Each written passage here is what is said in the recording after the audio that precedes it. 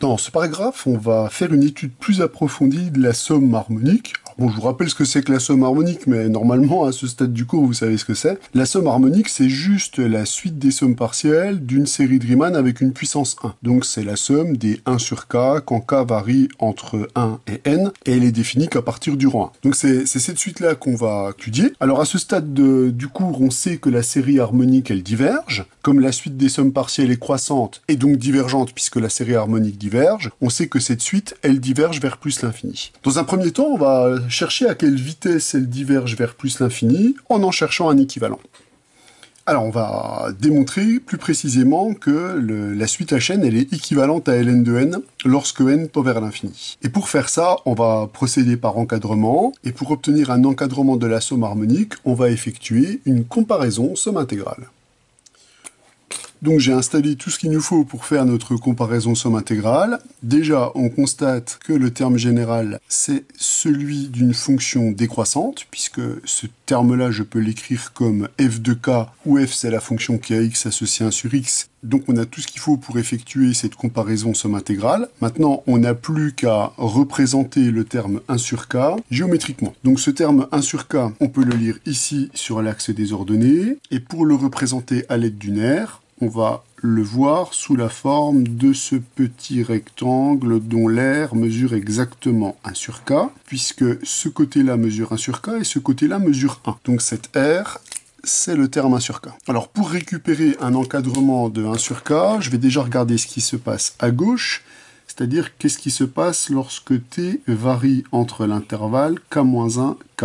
Lorsque t appartient à l'intervalle k-1k, ben je sais que la fonction 1 sur t, elle va être au-dessus de 1 sur k puisqu'elle est décroissante. Donc le terme 1 sur t, il est supérieur ou égal à 1 sur k, quel que soit t appartenant à l'intervalle k-1k. Donc, si on est sur un domaine où la fonction 1 sur t est continue, je peux intégrer cette inégalité entre k-1 et k. Donc, en intégrant cette inégalité entre k-1 et k, comme k-1 est plus petit que k, on va conserver le sens des inégalités. On va récupérer que l'intégrale entre k-1 et k de dt sur t est plus grande que l'intégrale entre k-1 et k de 1 sur k. Mais cette intégrale-là, c'est l'aire de ce rectangle, c'est justement 1 sur k. Donc là, on voit que la monotonie de la fonction permet d'effectuer cette comparaison. Donc si on veut à tout prix utiliser de la couleur, l'intégrale qui est ici, c'est ce que l'on représente exactement là. Voilà l'aire qu'il convient d'assurer pour représenter cette intégrale.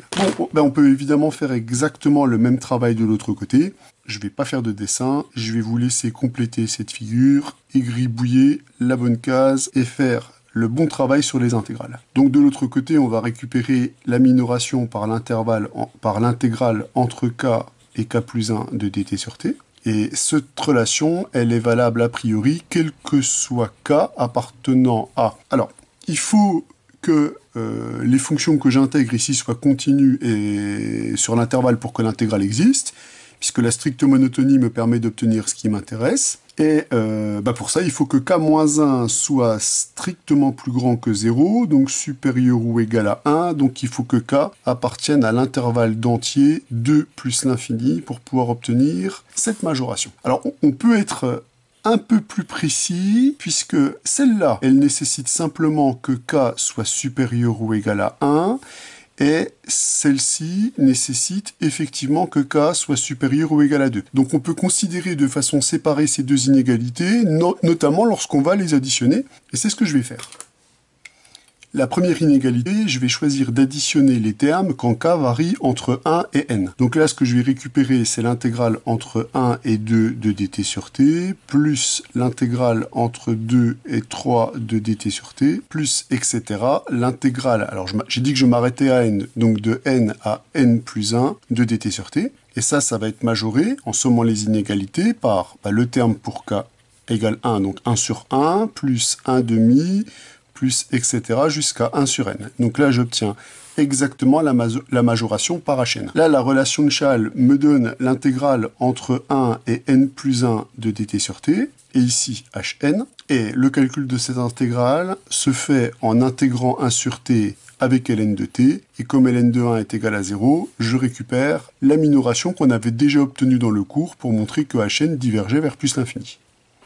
Si maintenant je considère la seconde inégalité, alors la seconde inégalité, elle n'est valable que pour k supérieur ou égal à 2. Donc je vais additionner les termes en commençant à k égale 2. Donc je vais récupérer ici que l'intégrale entre 1 et 2 de dt sur t, plus l'intégrale entre 2 et 3 de dt sur t, et comme ça je vais aller jusqu'à n, donc plus l'intégrale entre n-1 et n de dt sur t, donc cette somme d'intégrales est supérieure ou égale à 1 demi, puisqu'on commence à 2, plus 1 tiers, plus etc.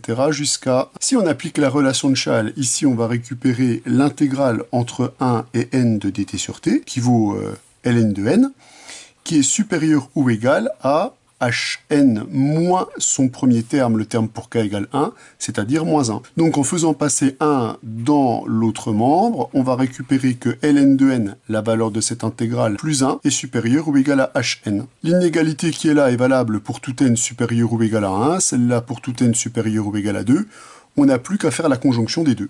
On obtient donc que pour tout entier naturel n supérieur ou égal à 2, le terme harmonique hn va être inférieur ou égal à 1 plus ln de n, et il va être supérieur ou égal à ln de n plus 1. Alors comme l'objectif est de démontrer que hn est équivalent à ln de n, je vais utiliser le théorème d'encadrement pour montrer que hn divisé par ln de n, eh bien ce terme tend vers 1. Donc déjà quand je multiplie par 1 sur ln de n, qui est non nul puisque n est supérieur ou égal à 2, est strictement positif, donc il ne va pas changer le sens des inégalités, je récupère dans le membre de droite 1 plus 1 sur ln de n, et dans le membre de gauche, je vais anticiper la factorisation ici dans le log par le terme dominant, et donc quand on divise cette expression par ln de n, on va récupérer 1 plus ln de 1 plus 1 sur n divisé par ln de n. Qu'est-ce qu'on peut dire à partir de cet encadrement qui est valable pour tout n supérieur ou égal à 2?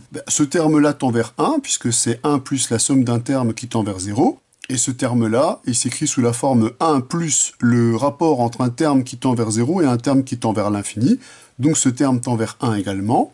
Donc on peut conclure que par théorème d'encadrement, hn sur ln de n converge vers 1, ce qui permet de conclure que hn est bien équivalente à ln de n. Donc là, la comparaison intégrale nous a permis de récupérer l'équivalent que l'on voulait et de mesurer la vitesse de divergence de hn vers plus l'infini. Donc une divergence assez molle. Cette proposition a pour but de préciser l'équivalent qu'on a obtenu dans la proposition précédente pour obtenir un développement asymptotique de hn. Alors ce développement asymptotique, c'est hn plus ln de n plus une constante qui s'appelle la fameuse constante Euler-Mascheroni, plus une suite qui tend vers 0. Donc c'est un développement plus précis que ce qu'on avait obtenu tout à l'heure, puisque tout à l'heure on avait simplement obtenu que hn était égal à ln de n plus un petit o de ln de n, mais un petit o de ln de n, ça peut très bien tendre vers plus l'infini, on ne le contrôle pas. Donc là, dans cette proposition, on va développer ce terme-là à la précision d'un terme qui converge vers 0, ce qui est très intéressant. Alors, outre le fait que c'est très intéressant d'obtenir un développement asymptotique de la somme harmonique, c'est le résultat qu'on va utiliser qui m'intéresse.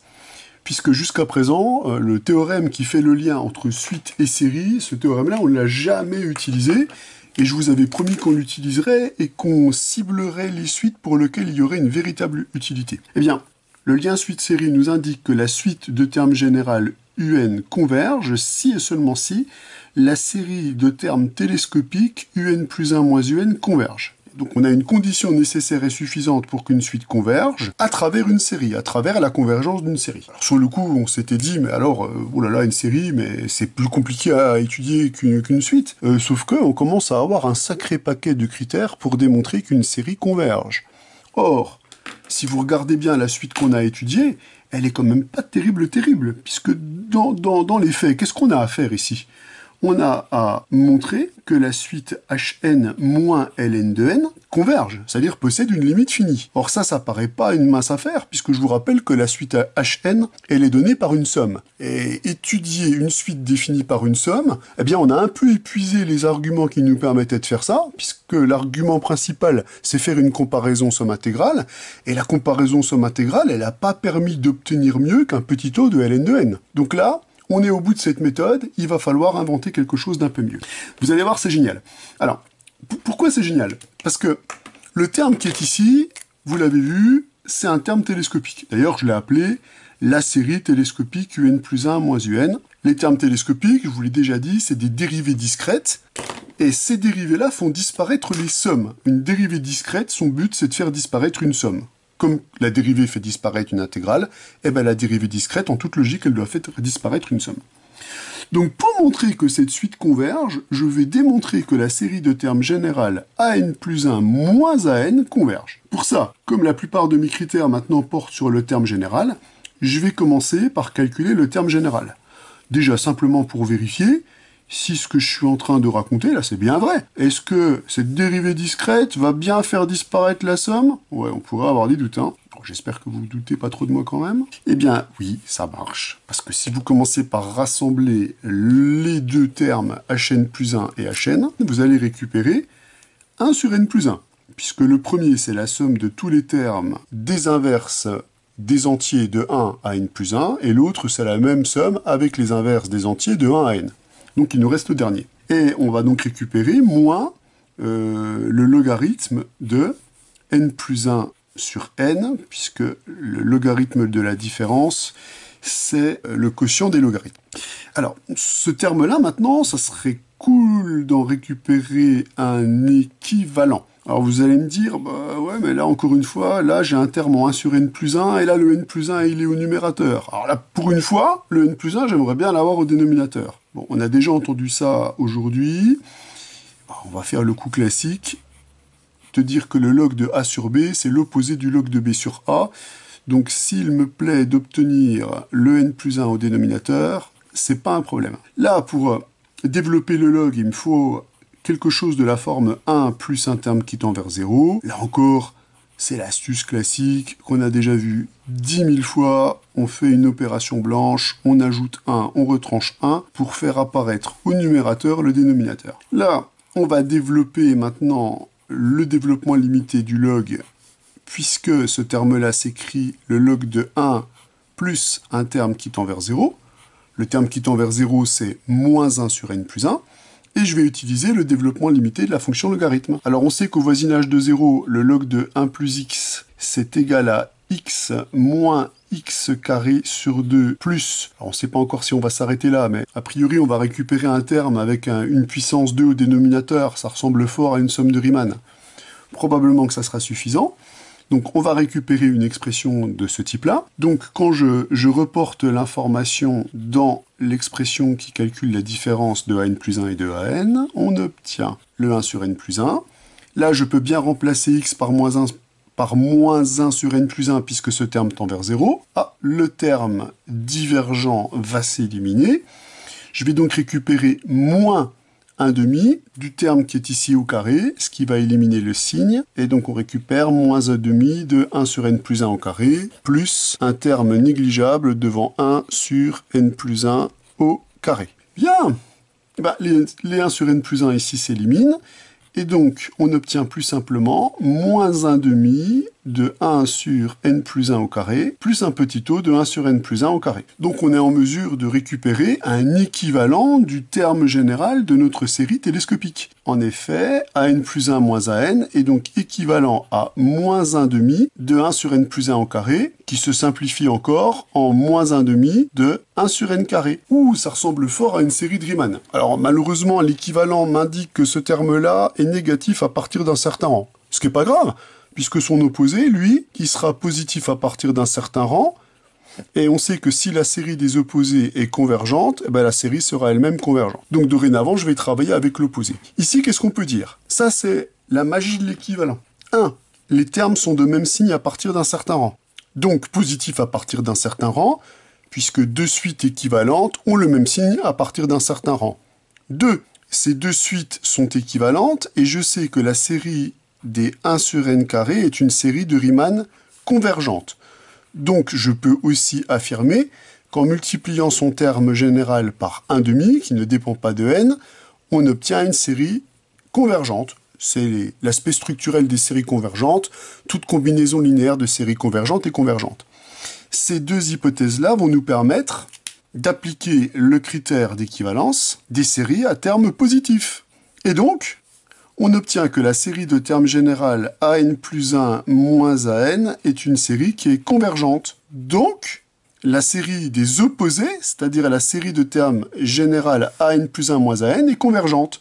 Or, grâce au lien suite-série, on obtient donc que la suite AN est convergente. Ce qui permet donc de dire qu'il existe une limite, et cette fameuse limite L ici, c'est ce qu'on va noter la constante gamma de l'aire Mascheroni, un nombre réel tel que Hn va donc être égal à ln de n plus cette fameuse constante gamma plus un petit O de 1. Parce que dire que la suite Hn moins ln de n converge vers gamma, c'est dire que Hn moins ln de n est égal à gamma plus un petit O de 1. On n'a plus qu'à faire passer ln de n dans le membre de droite pour récupérer notre fameux développement asymptotique de la somme harmonique Hn. Alors nous allons déterminer la nature de la série de termes générales A exposant Hn, où Hn désigne la somme harmonique. Donc on va déjà donner un nom à notre terme général, je vais l'appeler Un, et on peut donc le définir par cette expression pour tout entier naturel non nul. Pour pouvoir déterminer la nature de cette série, je vais essayer d'en récupérer un équivalent. Alors pour en récupérer un équivalent, je vais utiliser le développement asymptotique de Hn. On sait que Hn est égal à ln de n, plus la constante de l'aire, plus un terme négligeable devant 1. Et donc je vais réécrire le terme Un en l'écrivant déjà sous forme exponentielle. Je veux dire que ça c'est exponentielle de Hn multiplié par ln de a. Et je vais utiliser mon développement asymptotique de Hn pour voir si je peux récupérer un équivalent plus simple de cette expression. Sachant que dans Hn, on a un équivalent qui est égal à ln de n, on sait que ça va me permettre de réécrire notre terme général, ou peut-être d'en trouver un équivalent. Donc on reporte, on va donc récupérer ici ln de n fois ln de a, plus ln de a multiplié par la constante gamma, plus ln de a multiplié par un petit O de 1. Quand vous multipliez une suite qui tend vers 0 par ln de a, vous récupérez encore une suite qui tend vers 0. Donc, si je casse l'exponentielle en morceaux, j'ai bon espoir de trouver un équivalent, puisque je connais le terme qui est sous l'exponentielle à la précision d'un petit O de 1. Si vous utilisez la propriété de l'exponentielle qui permet de transformer la somme en produit, vous pouvez récupérer trois facteurs, dont l'un est constant, et dont le dernier est un terme qui converge vers 1. Ça, c'est plutôt une bonne chose, puisque si vous calculez une suite et que l'un des facteurs converge vers 1, lorsque n tend vers l'infini, eh bien vous pouvez déjà dire que le terme qui est là est un équivalent de Un. Alors cet équivalent, il faut qu'il soit quand même simple pour être exploitable dans la théorie des séries numériques. Alors ce terme-là, je ne sais pas le calculer, puisque la constante gamma, c'est une constante qu'on ne connaît pas, donc je vais l'appeler grand A. Par contre, ce terme-là, il est très intéressant, puisque là, j'avais une puissance de A, mais là, regardez, en étant malin et en exploitant la symétrie, on va pouvoir se ramener à une puissance de n. Puisque ce exponentiel ln de n, ln de a, je peux aussi l'écrire exponentielle de ln de n à la puissance ln de a, en utilisant les propriétés de la fonction logarithme, multiplié par a, multiplié par cette suite que je vais appeler epsilon n. Epsilon n, ici, c'est donc cette exponentielle de petit o de 1, c'est donc une suite qui tend vers 1 lorsque n tend vers l'infini. Bien, maintenant, ce terme-là, je peux l'écrire n à la puissance ln de a, multiplié par a, multiplié par le terme epsilon n. Alors là, on y voit beaucoup plus clair, puisque mon terme général un, il est donc égal à quoi?